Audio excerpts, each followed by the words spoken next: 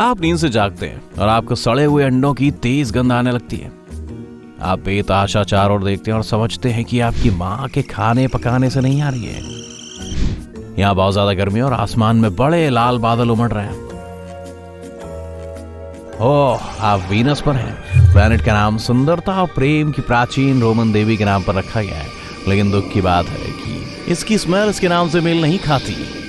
Venus का atmosphere मुख्य रूप से कार्बन डाइऑक्साइड से बना हुआ है, लेकिन सल्फ्यूरिक एसिड के घने बादल इसकी सतह को पूरी नजरों से पूरी तरह से बचाते हैं। सल्फर में वास्तव में बहुत खराब बदबू होती है, जिसके कारण वीनस के सरफेस से सड़े हुए अंडे जैसी गंध आती है। प्लैनेट पर एटमॉस्फेयर भी असल में काफी गर्म और घना है। कार्बन डाइऑक्साइड सूर्य से थोड़ी मात्रा में एनर्जी हासिल कर लेती है, जो प्लैनेट के सरफेस तक पहुंचती है। इस ग्रीन हाउस इफेक्ट ने वीनस को सोलर सिस्टम के सबसे गर्म स्थानों में से एक बना दिया है। तो अच्छी खबर यह है कि आप प्लैनेट की बदबू को सूंघ नहीं पाएंगे, क्योंकि इंसान इसके सरफेस पर जिंदा नहीं बच सकते। वैसे ये राहत की बात है, हमारे सिस्टम के लगभग सभी दूसरे प्लैनेट्स में पृथ्वी के मुकाबले उनके सरफेस पर केवल अलग अलग गंधों का एक बहुत छोटा सिलेक्शन होता है। लेकिन हमारे चंद्रमा के बारे में आपके क्या विचार हैं? चंद्रमा की गंध बिना धुएं वाले पाउडर जैसी होती है, जो फायर आर्म्स में यूज होने वाला प्रोपेलेंट होता है। आमतौर पर सैटेलाइट पर धूल बिल्कुल वैसी ही महकती है जैसे किसी शॉट को दागने पर आती है। अपोलो 17 के पायलट यूजीन सोनन का कहना है कि वो स्पेस क्राफ्ट में अपना सूट हटाने के बाद सीधे इसे सूंघ पा रहे थे, लेकिन कोई भी पक्का तौर पर यह नहीं बता सकता कि इसकी गंध ऐसी क्यों है, क्योंकि दोनों पदार्थों के बीच समानता बिल्कुल शून्य है। धुआं रहित पाउडर बहुत कठिन नामों वाली दो चीजों के मिक्सचर से बना है, नाइट्रोग्लिसरीन और नाइट्रोसेल्यूलोज। ब्लैक पाउडर इनका पुराना साथी है, जो चारकोल, सॉल्टपीटर और सल्फर से बना होता है। वो इसे बहुत खास तरीके की गंध देता है, लेकिन ये सल्फर सामग्री के बावजूद सड़े हुए अंडे की तरह नहीं होती। चंद्रमा की धूल मुख्य रूप से टूटे हुए मीटेरॉइड से आने वाली चीजों के समूह से बनी है। इसमें आयरन, मैग्नीशियम और कैल्शियम शामिल हैं। लेकिन देखा जाए तो इसमें धुआं रहित पाउडर या ब्लैक पाउडर में से कोई भी चीज नहीं है। साथ ही एक अजीब बात यह है कि चंद्रमा की धूल के जो नमूने पृथ्वी पर लाए गए हैं, उनमें किसी तरह की गंध नहीं है। एक्सपर्ट्स का कहना है कि गंध लैंडर के अंदर मौजूद ऑक्सीजन या पानी के साथ रिएक्ट करने वाली धूल हो सकती है। गंध सूर्य से उन चार्ज पार्टिकल्स का टेम्परेरी रिलीज होने के कारण भी हो सकती है, जो धूल में ट्रैप हो गए थे।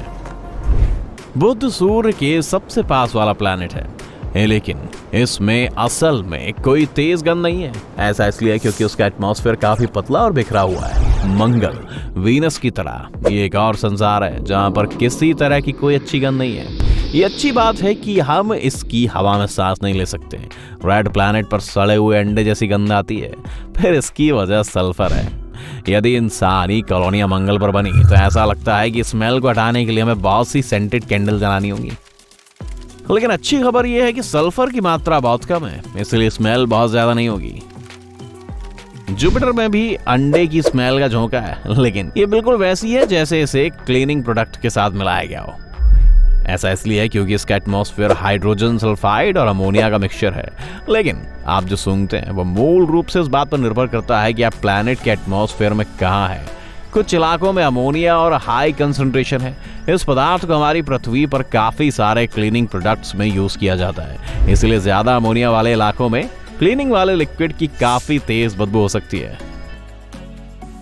बहुत से लोग ये भी कहते हैं कि अमोनिया में कभी ना धोई गई गंदी जुराबों जैसी गंध आती है, इसलिए प्लैनेट के इन हिस्सों से बचना सबसे अच्छा होगा।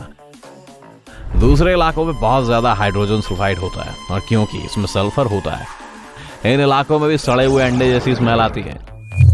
जुपिटर पर तीसरी और आखिरी खुशबू जो आपको मिलेगी वो है कड़वे बादाम या माजुपान की।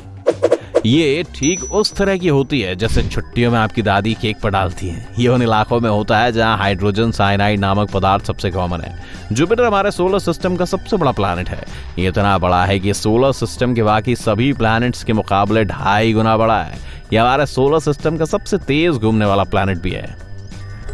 अगला है रिंग वाला प्लैनेट शनि।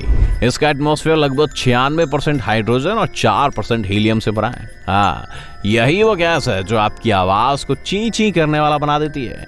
हाइड्रोजन और हीलियम दोनों में ही गंध नहीं होती, शायद इसीलिए शनि में तेज स्मेल नहीं है। हालांकि इसमें हमारे बेस्ट फ्रेंड अमोनिया के अंश हैं। वो बदबूदार मोजे जैसी गैस है। शनि के एटमॉस्फेयर में थोड़ा सा फॉस्फीन भी है, जो कभी कभी गार्लिक या सड़ती मछली की तरह स्मेल दे सकता है, इसलिए हवा में हल्की स्मेल आ सकती है। शनि के एटमॉस्फेयर की मोटाई केवल 60 किलोमीटर है। तुलना करें तो पृथ्वी पर हमारा एटमॉस्फेयर लगभग 480 किलोमीटर मोटा है। शनि के पास हमारे सोलर सिस्टम की कुछ सबसे तेज हवाएं भी हैं। वे 1800 किलोमीटर प्रति घंटे तक पहुंच सकती हैं। शनि के चंद्रमाओं में से एक को टाइटन कहा जाता है और इसमें एक बहुत ही अजीब स्मेल है। इसका एटमॉस्फेयर बेंजीन नाम की एक चीज से बना है। अगर हम इसकी सांस लें तो उसका बेहद अजीब इफेक्ट पड़ता है। इससे हमें चक्कर आ सकते हैं और हमारे कान बज सकते हैं। हालांकि असल में उतनी बुरी स्मेल भी नहीं करता। इसकी सेंट बादाम की तरह होती है। अब यूरेनस का चक्कर लगाने का टाइम आ गया दोस्तों। यह गैस जायंट पूरे सोलर सिस्टम में सबसे बदबूदार कहलाया जाता है। प्लैनेट पर बहुत सारी बदबूदार चीजें तैरती हैं और इसका ऊपरी एटमॉस्फेयर ज्यादातर हाइड्रोजन सल्फाइड से बना है। हाँ, यही वो मॉलिक्यूल है जो सड़े हुए अंडे को इतनी दुर्गंध वाला बनाता है। लेकिन यूरेनस पर टेम्परेचर इतना तेज है कि कुछ भी सूंघने का मौका मिलने से पहले आप बेसुध हो जाएंगे। यूरेनस का एटमॉस्फेयर एक चौंका देने वाला -245 डिग्री सेल्सियस है। ये इतना ठंडा है कि किसी को भी तुरंत लगभग जमा देगा। हमारे सोलर सिस्टम का आखिरी प्लैनेट नेपच्यून है और ये -225 डिग्री सेल्सियस के साथ यूरेनस जितना ठंडा ही है। नेपच्यून से भी काफी बुरी स्मेल आती है। कुछ साइंटिस्टों का कहना है कि इसमें सीवीड्स जैसी स्मेल आती है जो तैर के किनारे पे पहुंच जाते हैं। दूसरे साइंटिस्ट का कहना है कि ये सड़े हुए अंडे की तरह बदबू मारता है क्योंकि इसमें काफी हाइड्रोजन सल्फाइड मॉलिक्यूल्स मौजूद हैं। लेकिन यूरेनस की तरह आपके पास स्मेल को सूंघने के लिए टाइम ही नहीं होगा। हमारे सूर्य का सबसे दूर वाला प्लैनेट होने के नाते यहाँ अंधेरा जमा देने वाले बर्फीले तूफान का सामना करने पर कोई भी इंसान जिंदा नहीं रह पाएगा। नेपच्यून हमारे सोलर सिस्टम का इकलौता प्लैनेट है जो नग्न आंखों से दिखाई नहीं देता है। हमने सभी प्लैनेट्स को कवर कर लिया है, लेकिन स्पेस में ही क्या गंध आती है। खैर, स्पेस ज्यादातर एक वैक्यूम है, जिसका मतलब है कि इसमें असल में कोई मॉलिक्यूल नहीं है, इसलिए आमतौर पर स्मेल पैदा करने के लिए वहां कुछ भी नहीं है। लेकिन कुछ एस्ट्रोनॉट्स ने असल में कहा है कि स्पेस में तले हुए मांस या गर्म मेटल जैसी स्मेल आती है। एस्ट्रोनॉट्स जब स्पेस क्राफ्ट में वापस घुसते हैं तो सबसे पहले उन्हें यही स्मेल आती है। वो एयरलॉक को बंद कर देते हैं, रीप्रेशराइज करते हैं और उसके बाद अपने हेलमेट हटाते हैं। लेकिन कई सारी थ्योरी ये भी कहती हैं कि मीट की स्मेल असल में स्पेस की नहीं है। ये या तो एयरलॉक को ऑपरेट करने वाले इक्विपमेंट से आती है या स्पेस पार्टिकल्स और स्पेस सूट के बीच संपर्क से निकलती है। एस्ट्रोनॉट टोनी एंटोनेली ने कहा कि स्पेस में पक्के तौर पर एक स्मेल है जो किसी भी चीज से अलग है। स्पेस में चहलकदमी करने वाले साथी एस्ट्रोनॉट्स के शिप में आने के बारे में दूसरे एस्ट्रोनॉट डॉन पेटिट ने कहा कि उन्होंने ये स्मेल उनके सूट, हेलमेट, दस्ताने और टूल से आ रही थी। एक चीज जिसे हम निश्चित रूप से जानते हैं कि कॉमेट्स में भी गंध होती है। अगर आप किसी कॉमेट पर एक गहरी सांस लेते हैं तो ये आपको चक्कर आने जैसा या बीमार फील करा सकती है।